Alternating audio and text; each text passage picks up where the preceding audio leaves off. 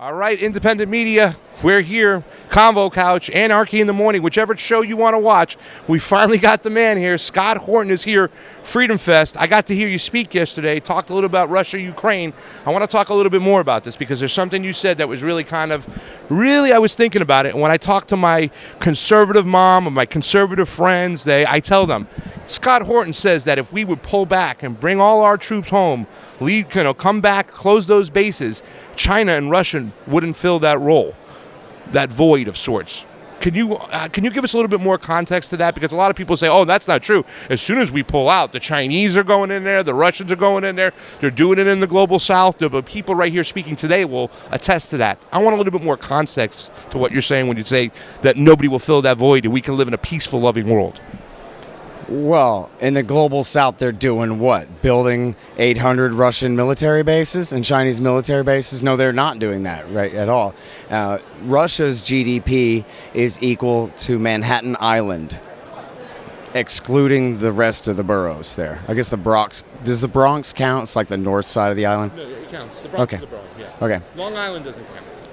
No, but I'm saying excluding Brooklyn and Queens and the rest, just Manhattan Island. Okay. That's the GDP of Russia. They're in no position to invade Eastern Europe whatsoever. This is a border dispute, a fight that was picked by the United States. And then America, as your family may have noticed, is run by damned liars who lie about everything. For example, their role in causing this war to happen in the first place. So instead they say, no, they hate us for our freedom. And Vladimir Putin, Condoleezza Rice said, this isn't the Vladimir Putin I know. I think maybe now he has a mental illness. Yeah. No, what happened was Condoleezza Rice put anti-missile missiles in Poland, and that made him very angry. And Condoleezza Rice said, we're going to bring Ukraine into our military alliance, and that made him even angrier. Yeah. See? And then the presidents since then, Barack Obama and Donald Trump and Joe Biden, have continued to exacerbate the very same crisis that Putin and his government had warned all along would lead to war.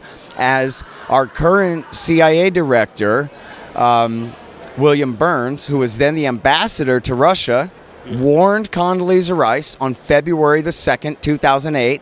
Thank you to Julian Assange rotting in prison for bringing us this information, my man. Yeah. He said, I met with Sergei Lavrov today. The title of the memo is Niet means Niet.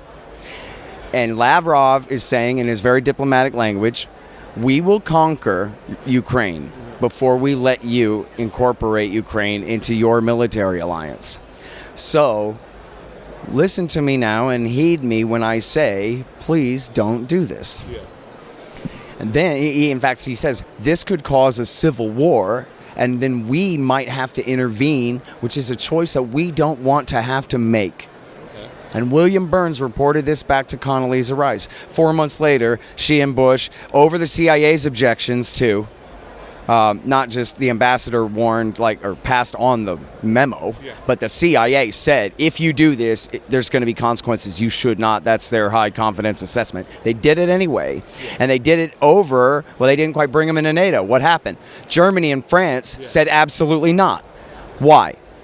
Because it'll unnecessarily provoke Russia. That was the only... And they're in conflict, and you're not supposed to take a country in when you're in conflict. That's exactly right. So, they weren't in conflict at that time. It's 2008. Okay, my bad. It's okay, but point being, there's potential for real conflict there. Yes. And so that was their one and only reason. It wasn't like, oh, this will be too expensive. No, this will unnecessarily poke the bear. Why are we doing this? Yes. And so what Bush did instead was he said, well, okay, we're just announcing that we will bring them into NATO as fast as we can someday, et cetera, et cetera. And then, as I say, Obama's policy and Trump's policy was to continue that project of the integration, the de facto NATO membership of Ukraine. And they even used those words in the New York Times and talked about our standardization of the Ukrainian military to be compatible with the rest of NATO and the rest of it. So this is not to argue that it is reasonable that Putin invaded Ukraine. It was still illegal, and I believe that he still had other options at that time. I want to clarify real quick. Was that Junior W, or was that Senior who once said about NATO and kind of made the correlation between Ukraine and NATO? Was that was Junior, right? Who said it? Yes, it was junior in '08. Yeah, sure. So senior had promised we will not expand NATO east of Germany if the Russians will agree to pull all their troops out and let Eastern Europeans go free at the fall of the Soviet Union. And then they broke that promise. And in fact, some Russian pranksters recently got a hold of W. Bush and made him think he was talking to Zelensky. Yes. And they released the video of this. And the comics say, your father, he promised not to expand NATO. Yes. But then you did it anyway. Ha, ha, ha. And Bush says, well, times change. Yeah. All right, well, let me ask you two quick questions. I want to wrap this one small topic up and just get to the last question about the Libertarian Party, why I'm here today and why I think a lot of people came today. They wanted to know more about the Libertarian Party moving forward, because as you're talking all this stuff about Ukraine and Russia, I'm thinking in my head, I'm thinking Donald Trump is more of like an agitator. It's China this or China that and stuff like that. Like a lot of people are looking at the Libertarian Party, your caucus, the Mises caucus, the anti-war movement, and going, hey, this might be another viable option for conservatives who are like anti-socialism, whatever. I don't want to get that deep. But really quickly, when it comes to Russia, I want to know, number one, why did Putin wait so long to do this then, the 8 years? With all that talk and knowing that, hey, man, don't poke the bear at the border, something bad's going to happen. Why did he wait too long? And there's a lot of other people who are saying, Gonzalo Lira was on our show last week, and he said, listen, once the East is solidified, Putin's going to march all the way to Kiev and take it all, because he's not going to let Nazi forces or a Western imperialist kind of mindset stay and govern like a Zelensky in Ukraine. So why did Putin wait so long? And do you agree that he's going to march and take the whole country? Okay, the second thing first, as I said in my talk yesterday, yes. War is a government program, Yes. and according to the laws of economics, that means that they're going to ruin everything, and then they're going to expand their mission to account for the new problem that they created, and then it's going to get worse from there. And I outlined a scenario much like what you just said there. It's a little, well, I'll go ahead and explain. You picture Ukraine. It's about 50-50 split between ethnic Ukrainians and Russians, East and West, and Russian speakers and Ukrainian speakers and so forth.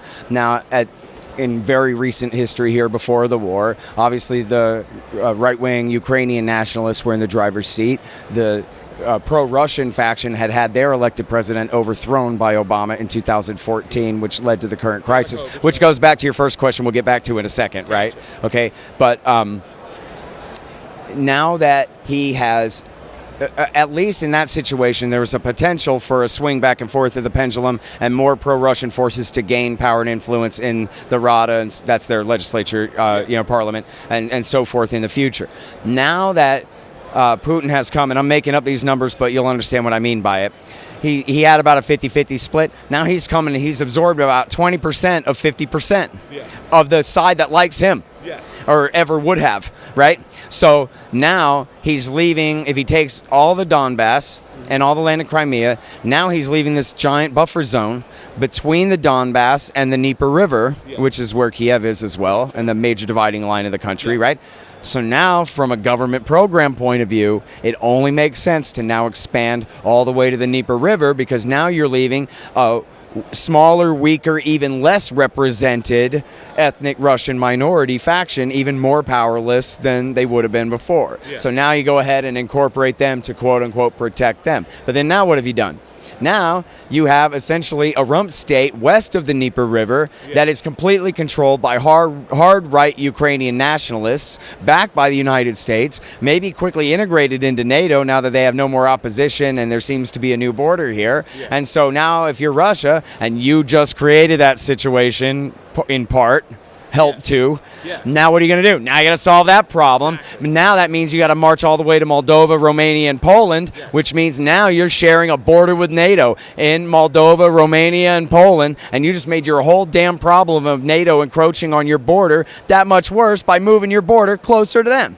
And so they shouldn't have started this damn war, I'm telling you, man. And that you don't have to be a pro-American imperial hawk to say they should not have started this war. There were other alternatives, and I don't know many of them. I'm not taking credit for any of these. I've heard these floated around. I think Aaron Mate came up with a couple of these that, well, what if they just cut off all natural gas to Europe all at once right then and said, we're playing hardball? And what if they had said, we absolutely vow to veto any action on the UN. What would you have recommended they do? Well, those are a couple. Yeah. You could blackmail us with the gas. You could threaten to veto any action on the UN Security Council that the rest of the major powers are trying to get accomplished, and we'll just obstruct that. And they could have made proposals. I think this I got from Aaron Mate. What about a proposal to bring in a third-party country like India that doesn't have a dog in the fight in any direct interest way, but are friendly with the Russians, essentially, and bring them in to stand as peacekeepers in the Donbass to truly bring a ceasefire to the war. Now, this gets back to your first question. Why did he wait so long? He waited so long because he had a peace deal. Angela Merkel and Francois Hollande went over there and signed Minsk I and Minsk II in 2014 and 15, and he was saying, implement the damn deal. That was the policy. And even when the people of the Donbass voted to join the Russian Federation, he told them no. Because he had a deal, and he was trying to see that deal implemented. And you know, when especially, I don't know the exact circumstances around Minsk I, I have to go back and, well, I know some of them, but not on this question. But on Minsk II, Angela Merkel and Francois Hollande came to the United States, met with Obama for 15 minutes to explain to him, we're going to go make a deal with Putin. Have a nice day, sir. And then they got on their plane and left again. And that was it. They came to like kiss the ring and get essentially his blessing, but at the same time, they weren't asking for his permission. Angela Merkel was telling him, we're bringing this war to an end. And it's true, too, and important, that meant the Minsk II deal did mean that they called back all the heaviest equipment, they ceased the airstrikes, and the worst fighting that had killed 10,000 people by then. Now, we've had since then what they call low-level fighting. In other words, they never did fully implement the deal. We never really did get peace there, although the worst of the massacre that was happening in those days in reaction to their, secession after the coup and all of that had been brought to an end. Listen, we got to get you out of here. He's signaling me. I can talk shop with you all day because I don't know. Like, that's something I disagree with you. Like, they shouldn't have started this war. 14,000 people killed in the Donbass. But I would hope that you come back on the show because I want to talk more about the Libertarian Party. We're on 12 minutes. You got to get out of here.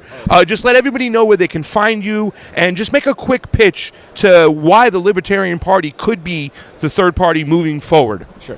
By the way, a lot more than 14,000 people have been killed just in the last few months in this current war now, too. And there's no end in sight either. No obvious ones. So there's that. But how do you go back and tell Russian people that are pissed off that they're slaying ethnic Russians and you're doing nothing there? I mean, I'm not going to say that he should have done it, but it should be expected that he did this. That's all. Well, that's all I'm saying, too. Yeah. But that's not the same thing as saying that it was justified what he did or that he didn't have any other choice. And as I say, without even really thinking hard, just looking at a couple of comments on Twitter, there were three major options of hardball playing that he could have done and or proposed that he skipped and did not do.